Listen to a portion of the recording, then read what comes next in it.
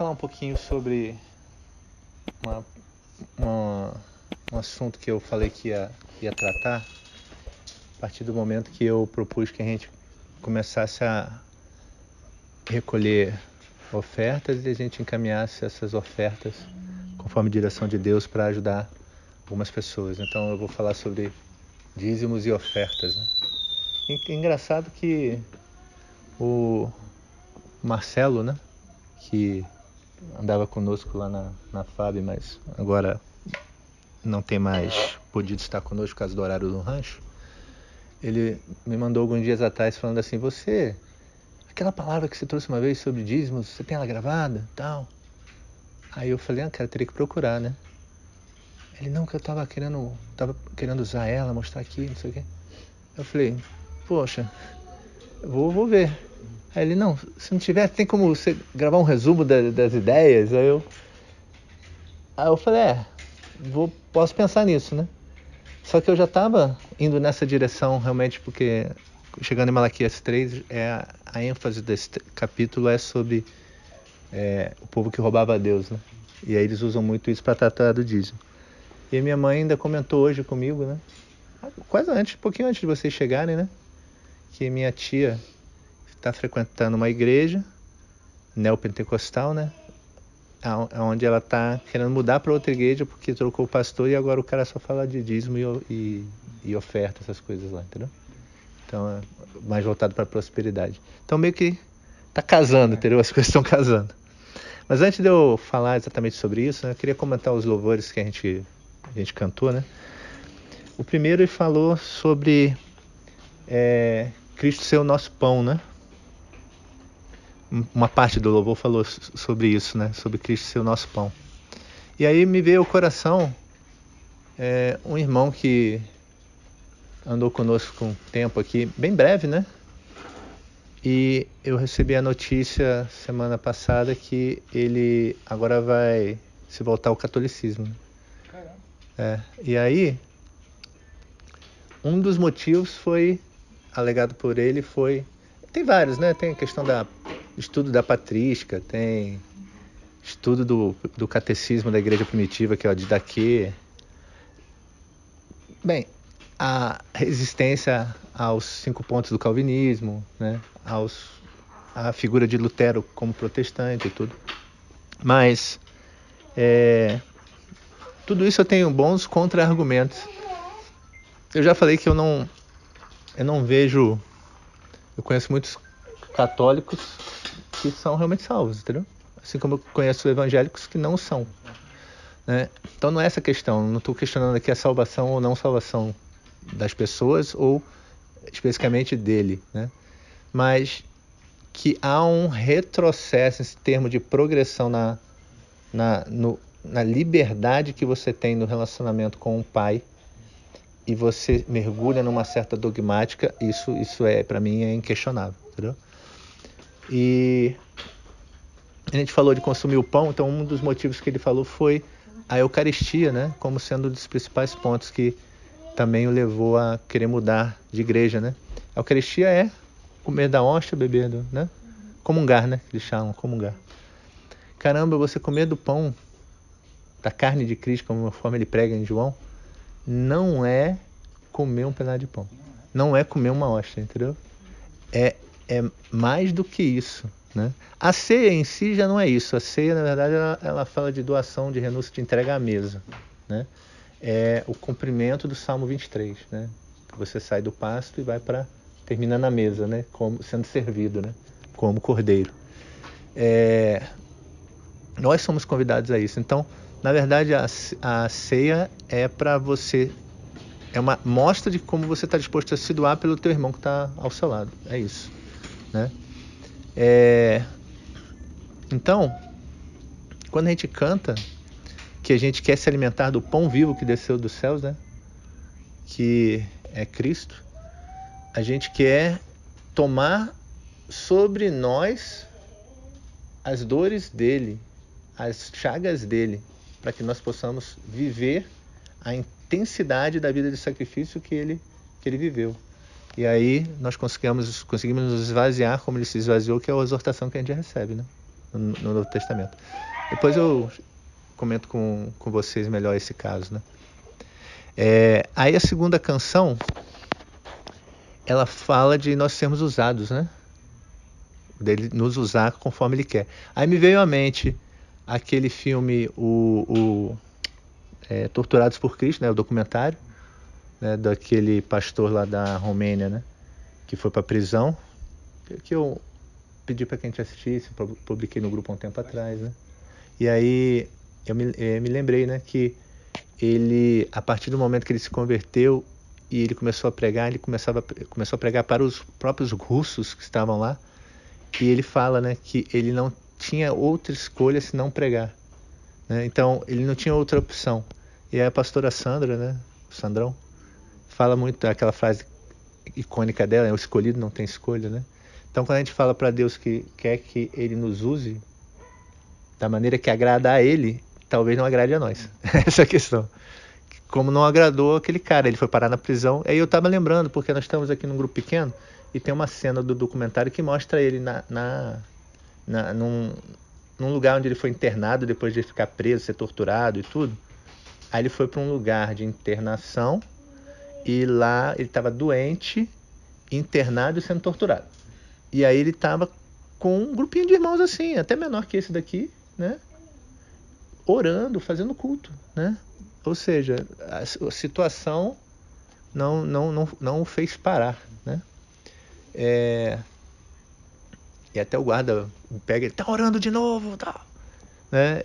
E aí, você estava orando por quê? Você não sabe você não sabe que você vai ser punido por causa disso? Ele fala, eu estava orando por você. E aí o guarda fica constrangido, né? Então, assim, essa desenvoltura da pregação do evangelho que a gente ainda não tem em plenitude. Talvez porque a gente não foi colocado numa situação de prova mesmo, né?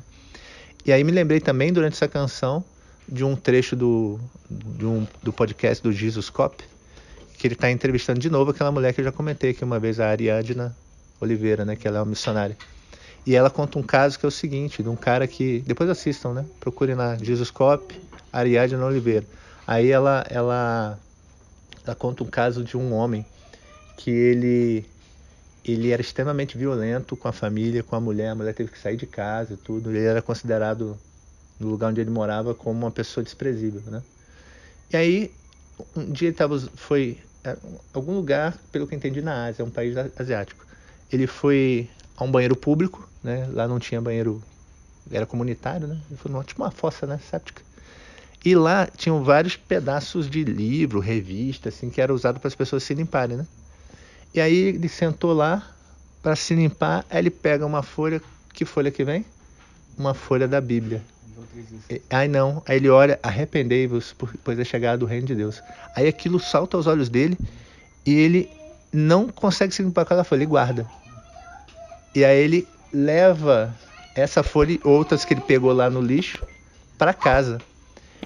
E aí passa o tempo, esse cara se converte e ele começa a pregar o evangelho naquela região que é lugar de perseguição, né? Era proibido o evangelho lá. Ele começa a pregar o evangelho, a mulher dele vê mudança nele, a mulher e a filha que tinham saído de casa porque ele era violento, voltam para casa e reatam o casamento. Ele prega para a mulher se converte. Aí ele começa a pregar na comunidade, a comunidade vai se convertendo, chega a um ponto dele converter a vida inteira. Por quê? Porque a transformação dele foi tão grande a partir de umas poucas folhas da palavra, né? Que a palavra foi poderosa o suficiente para transformar ele.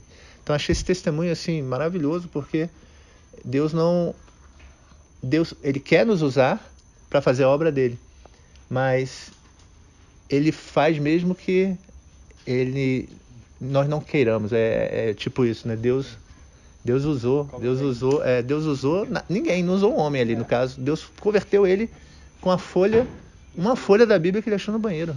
Isso aí. Aí o Douglas comentou uma história dele, né? Que ele estava numa fila de supermercado e ele falou que ele não é muito assim de ficar entrando no espaço das pessoas, né? Tá? Mas ele estava na fila e o Espírito Santo falou para ele no coração, né? Fale de mim para esse rapaz da frente da fila. Aí ele olhou, o rapaz estava com fone de ouvido e tudo. Aí ele, não, mas Deus... Aí ele ficou retrucando com Deus, não, mas como é que eu vou incomodar ele, tá com fome, tá? Aí passaram alguns minutos assim, ele não foi. Aí o cara que estava atrás dele, imediatamente atrás dele na fila, passou à frente dele, foi lá, chamou o rapaz e começou a pregar o evangelho pro rapaz. Nossa, que Aí ele falou assim, caramba, aí Deus falou fortemente ao coração dele que ele vai fazer a obra, que aprove a Deus querer salvar o rapaz que estava na frente dele. E o privilégio seria dele participar disso. Como ele não quis, Deus chamou de trás. Então, assim, eu achei o testemunho maravilhoso. Então, às vezes, nós sermos usados da maneira que agrada a Deus, não é meio da maneira como a gente espera ser usado. Às vezes é de uma maneira inusitada, né? E a última canção que nós cantamos, que fala sobre construir o altar, é se sacrificar, né? E aí me veio à cabeça Isaac. Porque Abraão levou e sacrificou. Mas a gente sempre fala isso, né? Mas outro dia eu estava meditando que a gente não pensa muito na outra pessoa envolvida nesse processo, que é Isaac, né? Porque chega um momento que Isaac pergunta, né? Pai, cadê o sacrifício? Aí Abraão fala, não, o sacrifício Deus proverá. E no meu coração me dá a entender que ele já começou a compreender que alguma coisa estava estranha. Mas quando chega lá, ele se submete. Não, ele não esperneou, a Bíblia não narra que ele brigou, que Abraão teve que amarrar ele. Não, ele se submete. Ou seja, um jovem, né? Um jovem, né? Não sei exatamente a idade que ele tinha ali, mas era um jovem, né? Como ele teve que se sacrificar no altar por obediência, né? Então tem a fé de Abraão, mas tem a obediência de Isaac, né? Que para mim aparecem bem destacados nesse texto. Então, que a gente possa aprender isso para a gente conseguir viver isso, que é uma coisa muito difícil, né? Então, isso aí foram dos louvores, irmãos. Então, vamos falar agora de Malaquias, tá? Começar em Malaquias, mas a gente vai falar de dízimos e ofertas, né? Deixa eu abrir minha Bíblia aqui, é Malaquias 3. Então, ele fala aqui, Malaquias 3:6. Porque eu, o Senhor, não mudo. Por isso vós, ó filhos de Jacó, não sois consumidos. Desde os dias de vossos pais, vos desviaste dos meus estatutos, e não os guardaste. Tornai-vos para mim, e eu me tornarei para vós outros, diz o Senhor dos Exércitos. Mas vós dizeis, em que havemos de tornar? Dá uma pausa aqui. Então, tipo assim, venham para mim, se voltem para mim, não se desviem do caminho. Aí, mas a gente está desviado? A pergunta deles é assim, mas a gente está errado? Mas o que a gente está fazendo está errado? O que a gente está errando? Sendo que Deus já está exortando eles desde sobre o sacrifício meia boca que eles estavam oferecendo, a vida meia boca que eles estavam vivendo. Então eles ainda estavam insistindo em dizer assim, não, mas como é que a gente está errando? Não, mas eu sou bom, né? Mas eu sou um crentão, né? Eu sou fiel, eu sou verdadeiro. Aí, né, Deus fala assim, roubará o homem a Deus? Todavia vós me roubais e dizeis, em que te roubamos? Aí ele fala assim, olha, vocês estão falhando. Aí eles falam, em que a gente está falhando? Aí Deus fala, vocês estão me roubando. Aí, em que a gente está te roubando? Ou seja, específica na pergunta de querer se passar por inocente. Aí Deus responde, nos dízimos e nas ofertas. Com maldição sois amaldiçoados, porque a mim me roubais, vós, a nação toda. Trazei todos os dízimos à casa do tesouro, para que haja mantimento na minha casa. E provai-me nisso, diz o Senhor dos Exércitos, se eu não vos abrir a janela dos céus e não derramar sobre vós bênção sem medida. Por vossa causa, repreenderei o devorador, para que não vos consuma o fruto da terra, e a vossa vide no campo não será estéril, diz o Senhor dos Exércitos. Todas as nações vos chamarão felizes, porque vós sereis uma terra deleitosa, diz o Senhor dos Exércitos. Aqui, a gente ouve muito aquela pregação, né, de que dízimos e ofertas são para repreender o devorador, né? Se você ofertar e dizimar, mais especificamente dizimar, né? Se você dizimar, Deus vai repreender o devorador. E o devorador é uma espécie de entidade espiritual que vem. Não, aqui ele está fazendo toda a construção da ideia. Olha, eu vou abrir a janela dos céus, ou seja, vai chover. É isso. Eu vou trazer chuva. E vou repreender o devorador. Quem é o devorador? Um gafanhoto. O gafanhoto devorador. Por quê? Para que não coma a colheita. Então ele está falando assim, olha, se você seguir firme em trazer as ofertas para que haja mantimento na minha casa, mantimento o quê? Comida.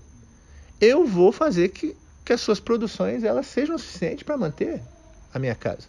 Então, vai chover, ou seja, você vai poder ter uma boa colheita e os gafanhotos não vão comer o que você está plantando. É isso, não é?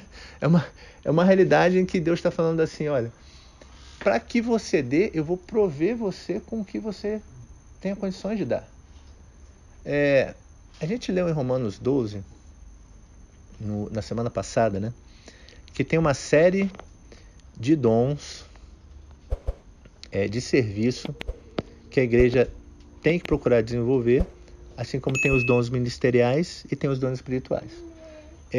Eu exortei fortemente a nós para que nós busquemos qual é o nosso lugar, né? E eu falei assim, olha, o meu é presidir e ensinar. Então, enquanto eu estiver presidindo e ensinando, Deus vai me dar os recursos necessários para que eu presida e ensine. Se vocês forem a Romanos 12, vocês vão ver lá no verso 6, ele fala assim, quando ele fala sendo membros uns dos outros, ele fala, tendo, porém, diferentes dons, segundo a graça que nos foi dada. Se profecia, seja segundo a proporção da fé. Se ministério, aqui é a palavra diaconai, né? Dediquemos-nos ao ministério, que é servir. Diaconia é serviço, né? Então, eu poderia descrever assim, se serviço, dediquemos-nos a servir, né? Ou que ensina, esmere-se no fazê-lo. Ou que exorta, faça-o com dedicação. Eu quero destacar aqui o primeiro, que é um pouco diferente, que é o exorta, né? Mas exortar é dom? Não sou eu que estou dizendo, a Bíblia está falando. Tem a exortação que todo crente deve fazer, porque exortar, consolar e edificar mutuamente faz parte do ministério da igreja. Mas tem alguns que têm especial chamado para isso. Assim como eu falo que, por exemplo, pastoreio não é o meu dom, mas isso não me impede de pastorear pontualmente. Ou seja, não é o que eu exerço ostensivamente no corpo da igreja, mas que eu posso exercer particularmente, né? Semana passada, a Nê falou, você é meu pastor. Então, amém. Se a Nê olha para mim com esse sentimento, eu tenho que corresponder, eu não posso virar as costas para ela, né? Então, eu tenho que olhar ela, ok, então eu vou discipular. Então, assim como tem pessoas que olham para o Rodrigo, do nosso grupo, e falam, não, o Rodrigo é meu pastor. Amém. Só que o Rodrigo, ele tem um chamado geral. Eu não tenho esse chamado geral, eu posso exercê-lo pontualmente. Então, eu tenho que reconhecer onde eu vou exercer ele pontualmente.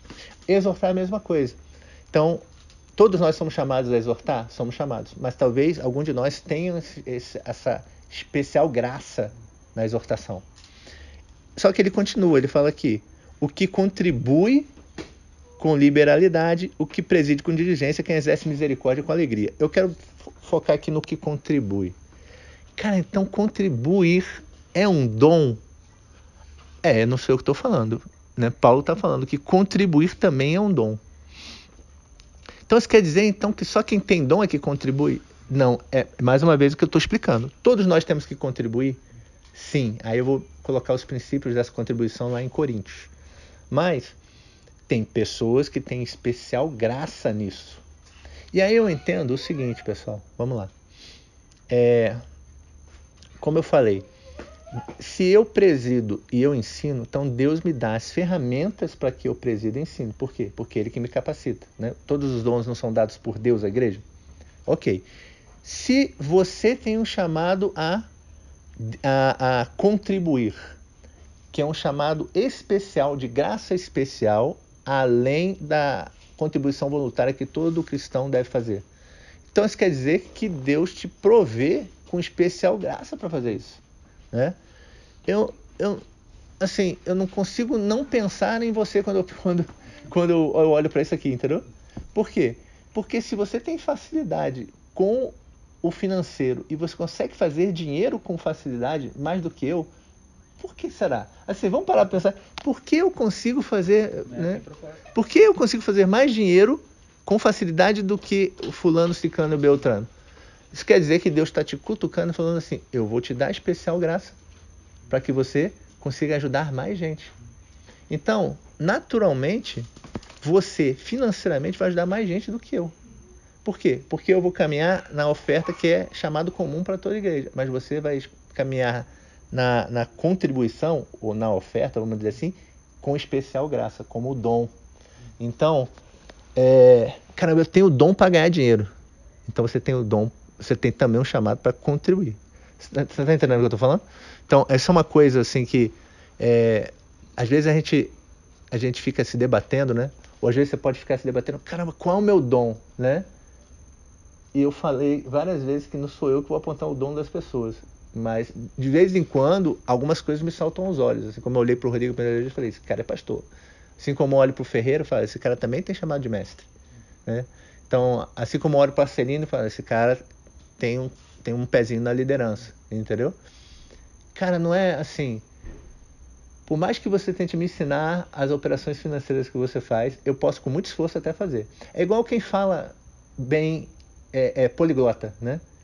Assim, eu falo inglês razoavelmente, mais ou menos, mas eu sou esforçado para aprender inglês, é uma coisa. Já viu aquele tipo de pessoa que aprende rapidinho? Aquele cara tem um dom.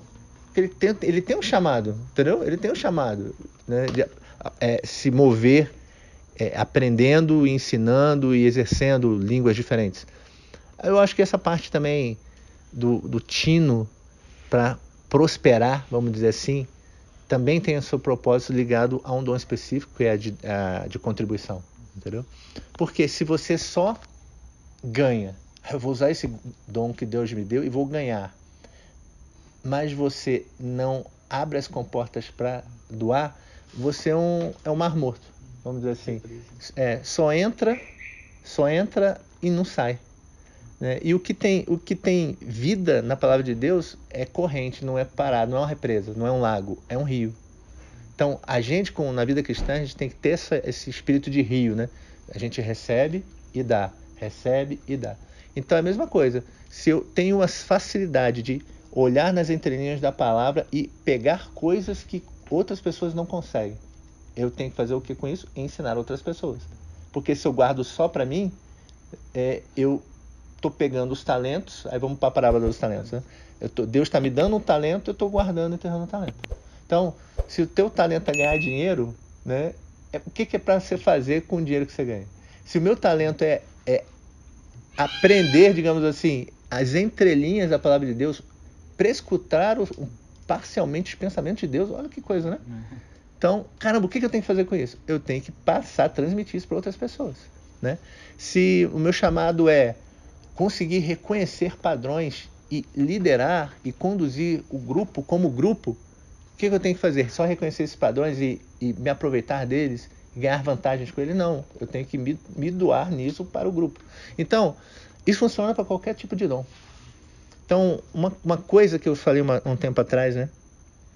Cara, como eu faço para reconhecer meu dom? Você tem facilidade com o quê? Acho que já é um bom indicativo, né? O que você faz que você não precisa nem se esforçar tanto e você vê que você alcança um bom resultado? Provavelmente o seu dom está ali. Muito provável que está ali. Por quê? Você tem especial graça em alguma coisa. Então, isso. Então, por que eu estou falando disso? Estou falando de dízimos e ofertas. Então, tem essa categoria especial de contribuidor, de ofertante, que não está no lugar comum, ele é diferente. Ele é diferente. Então, talvez no nosso grupo, eu não sei, eu não consigo identificar isso em outras pessoas, mas eu meio que identifico em você. Espero que Deus confirme isso no teu coração. Mas vamos lá.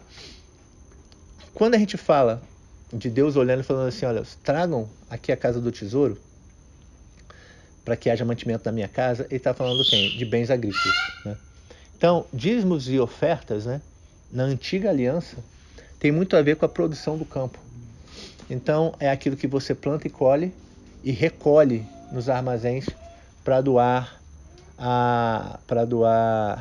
ao sustento dos levitas, do templo e de toda a ordem davídica que foi construída ali em 2 Crônicas, mas também tem em 1 Samuel uma indicação de que parte desse recurso também é usado para manter o palácio e as instruções estatais, né? A gente pode até ver isso. Vamos abrir em 1 Samuel 8, verso 11, fala assim: referiu Samuel todas as palavras do Senhor ao povo que lhe pediam um rei, e disse: este será o direito do rei que houver de reinar sobre vós. Ele tomará os vossos filhos e os empregará no serviço dos seus carros e como seus cavaleiros, para que corram diante deles. e os porá uns por capitães de 1000 e capitães de 50, e outros para lavarem os seus campos e ceifarem as suas messes, e outros para fabricarem suas armas de guerra e o aparelhamento dos seus carros.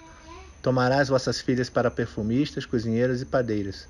Tomará o melhor das vossas lavouras e das vossas vinhas e dos vossos olivais, e dará aos seus servidores. As vossas sementeiras e as vossas vinhas dizimará, para dar aos seus oficiais e aos seus servidores. Também tomará os vossos servos e as vossas servas e os vossos melhores jovens e os vossos jumentos, e os empregará no seu trabalho. Dizimará o vosso rebanho, e vos lhes sereis por servos. Então naquele dia clamareis por causa do vosso rei que houvesse escolhido, mas o Senhor não vos ouvirá daquele dia. Então, o que ele está falando aqui? Além do dízimo que era levantado para manutenção do templo, da ordem levídica, também existia para a manutenção do palácio, vamos dizer assim, do Estado, do governo, né?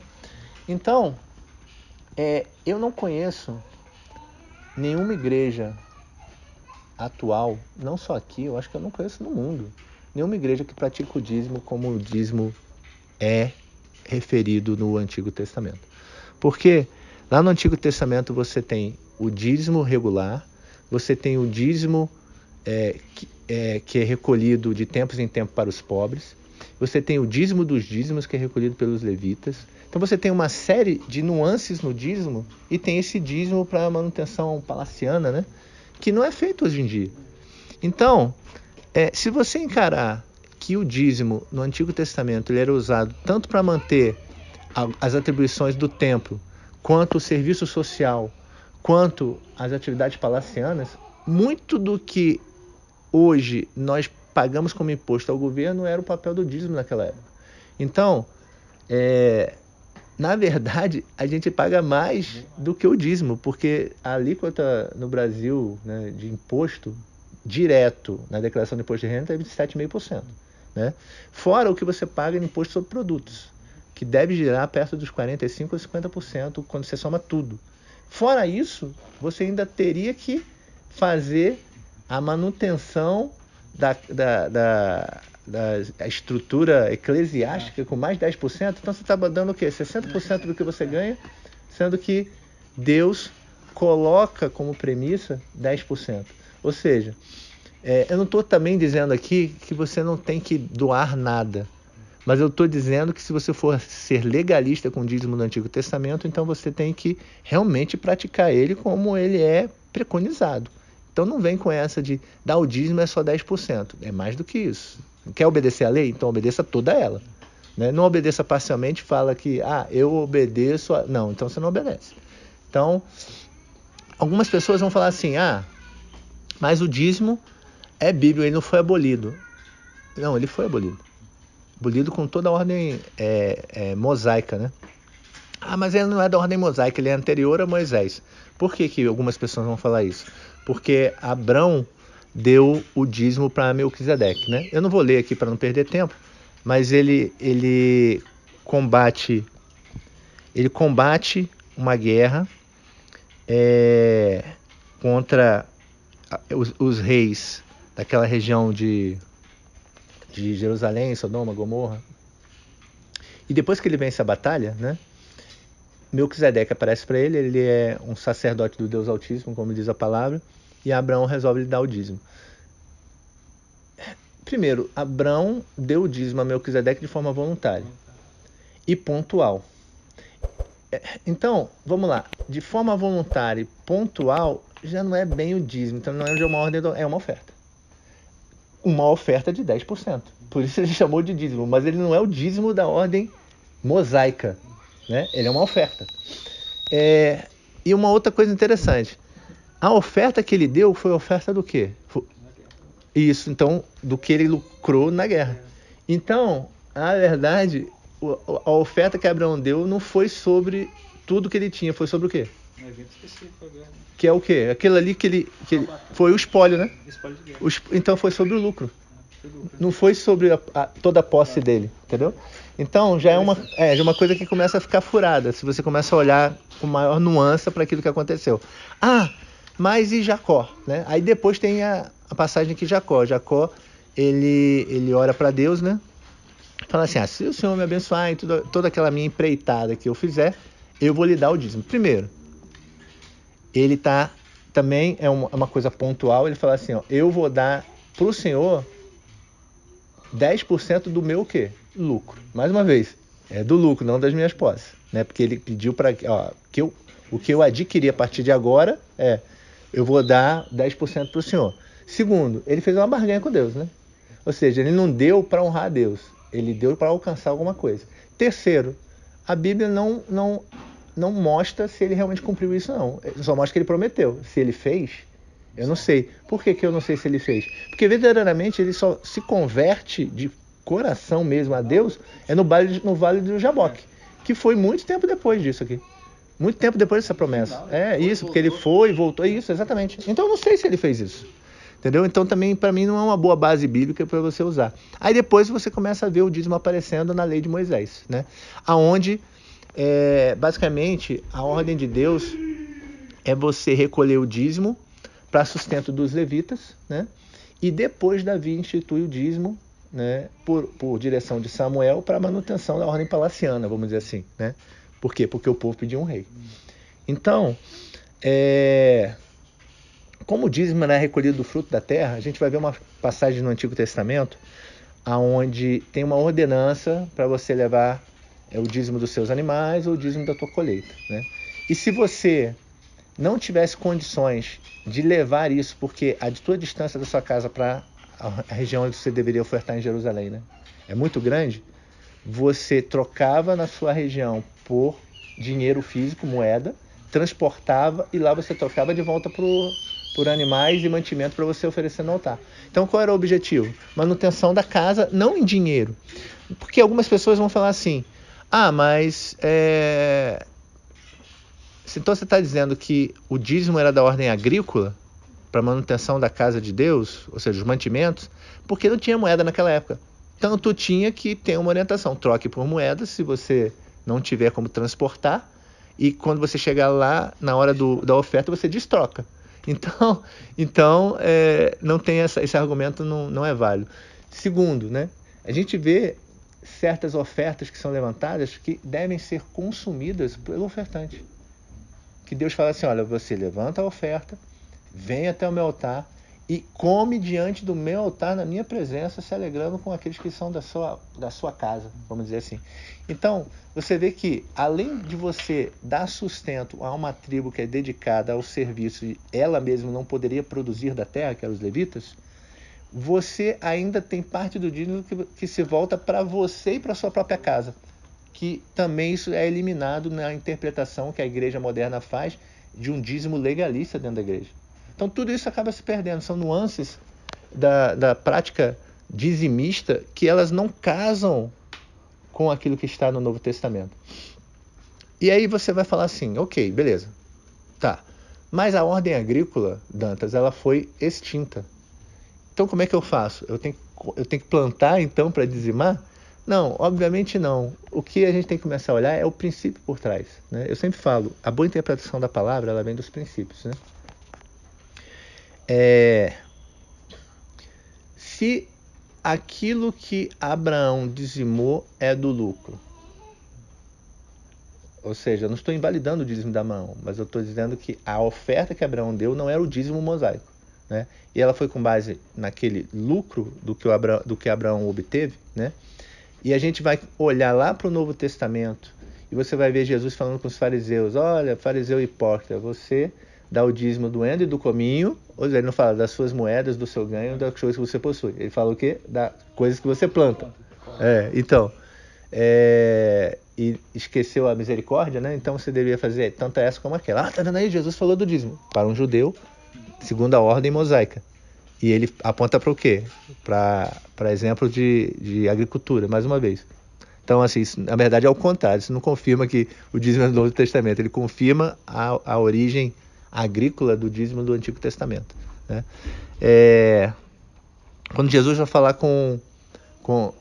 ele vai ao templo, observa o gasofilácio e ele vê aquela velhinha, né?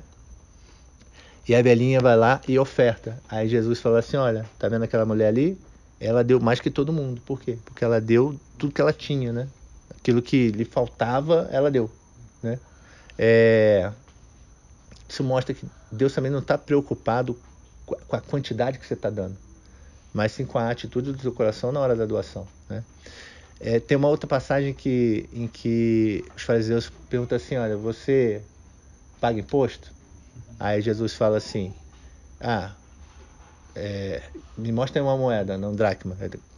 Qual é a efígie que está aqui? É de César, então dá a César o que é de César, né? E a Deus o que é de Deus. Então Jesus está falando assim, olha, é lícito pagar impostos. E quando você paga impostos, você honra a manutenção do Estado, vamos dizer assim. Quando você vê, aí já é o contrário, alguns do templo vêm até Pedro e falam assim, então o mestre não paga o imposto do templo? Aí Pedro fala, paga. Aí quando ele vira as costas assim, e agora? Falei que paga e não falei com Jesus, né?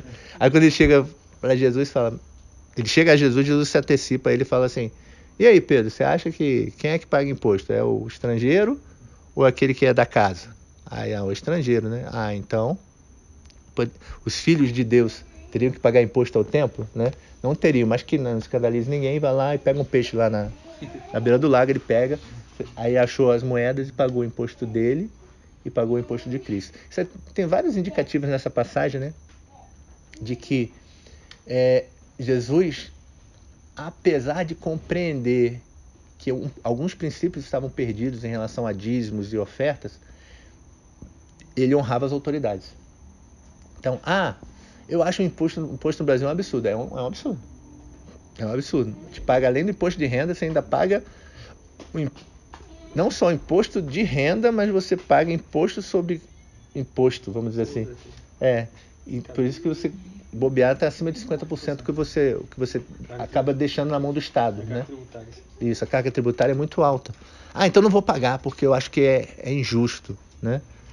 Não é bem isso que Deus fala, né? Ele fala assim, olha, eu vou prover vocês, não se preocupem, né? Eu vou prover vocês.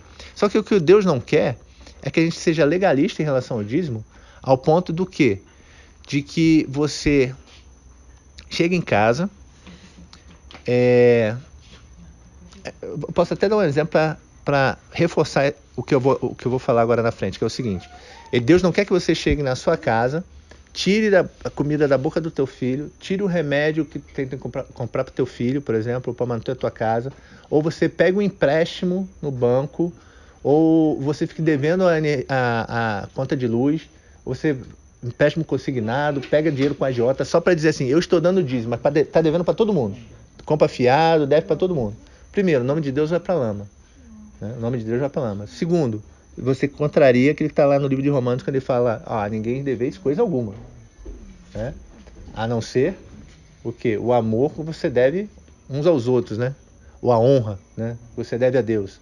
Então, essa questão de você não dever nada a ninguém num argumento, acho que em Romanos 13 que está isso, que ele está falando em relação ao Estado. Né? Está falando assim, olha, você olha com o Estado com o coração de submissão às autoridades, aonde isso não te leva a negar Deus e a fé em Deus e os princípios bíblicos. Então, pagar imposto não nega nenhum princípio, né? Pode ser, vamos dizer assim, pode até ser um absurdo, mas ele não te empurra para o pecado, né? Vamos dizer assim. Mas é estranho você falar que você vai tirar da tua casa e vai deixar os teus padecerem para entregar um dízimo numa instituição religiosa. Por quê? Porque não faz nem muito sentido isso nos conceitos neotestamentários.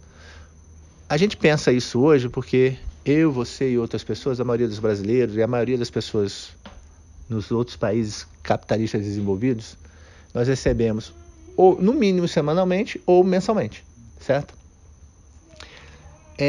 Naquele período neotestamentário, onde a gente vê esses assuntos serem tratados na Bíblia, eles recebiam por diária, recebiam diariamente. Mas onde você tirou isso? Não, isso é mostrado inclusive na própria Bíblia. Lembra daquela parábola em que Jesus ele fala que algumas pessoas, que um dono de um campo contratou trabalhadores para trabalharem no campo, e aí por uma jornada de trabalho o dia inteiro, quando chegou uma hora antes, ele trouxe mais alguns trabalhadores que ele viu que precisava para a seara. Aí ele vai lá e traz esses trabalhadores, quando chega no final do dia ele paga todo mundo igual, né? Qual é o ensinamento que ele está dando aí, né? Olha, não importa se você chegou no final, a salvação é igual para todo mundo, entendeu? Não vou entrar aqui na questão do galardão, mas sim na questão da recompensa salvífica. Ok, isso é o verdadeiro sentido dessa parábola. Só que o pano de fundo é um costume. Qual é o costume que você contratava e recebia o quê? Por uma jornada diária. Isso. Se você recebe uma jornada diária e você só vai, a maioria dos judeus só ia ao templo ou à sinagoga, principalmente aqueles que estavam longe de Jerusalém, o cotidiano deles era na sinagoga, né? Eles iam ao templo só naquelas grandes festas judaicas, onde eles eram obrigados a sacrificar do templo e a ofertar no templo, né? Festa das cabanas, o Pentecostes, que é a festa das colheitas, né? A Páscoa, tudo isso exigia peregrinação a Jerusalém. Mas normalmente a vida dele girava em torno da sinagoga. E o cara só ia na sinagoga no sábado, e ele recebia diariamente. Para onde ia o dinheiro diário dele? Antes dele entregar a oferta na sinagoga? Para a manutenção da casa dele. Exatamente. Então, qual é o princípio que você tira daí, né? Que as suas primeiras obrigações é com a tua família, né? Por isso que lá, quando Paulo vai exortar a Timóteo a levantar líderes na igreja onde Timóteo estava, ele fala assim, olha, você tem que levantar pessoas que sabem administrar bem, né? Os presbíteros, né? Que administram bem a sua casa. Administrar bem a sua casa envolve uma série de coisas. Envolve você cuidar da sua esposa, cônjuge e filhos, em termos de dar amor, dar carinho, dar atenção, proteção, guardar, vigiar, que é o papel do homem dentro de casa, né? Sobre isso eu poderia até falar mais olhando para o Éden, né? Quando Deus amansou Adão para cuidar do jardim, as duas funções de Adão lá era cultivar e guardar. Então, isso está na primazia do papel do homem na sociedade, né? É cultivar e guardar. Então, você cultiva sua casa e você guarda a sua casa, né? Então, quando o homem faz isso, tem uma implicação direta na questão financeira. Por quê? Porque não adianta você dizer que vai chegar no final do mês e vai dar, ou no início do mês, dependendo de quando recebe o salário, você vai tirar o dízimo do bruto, oferecer na igreja, chega dentro de casa, não tem um dinheiro para comprar remédio para sua esposa, não tem um dinheiro para pagar a conta de luz, aí tá batendo o cobrador na porta da tua casa para penhorar seus bens, e aonde você passa o povo olha e fala, ih, lá vai o caloteiro, né? E ainda fala que é crente. Aí você vai e começa a jogar o nome de Deus na lama, né? E começa a negar todos os princípios de fé, de administrar bem a sua casa. Então você não tem condições de liderar a igreja de Deus, né? Isso é fato. Então, a situação, quando você compreende, né, todo o contexto, né, você começa a entender por que Paulo, quando ele vai falar com os coríntios, né, a gente pode até lá, acho que é 2 Coríntios. Vamos abrir lá em 2 Coríntios e ler essa passagem de Paulo conversando com os coríntios.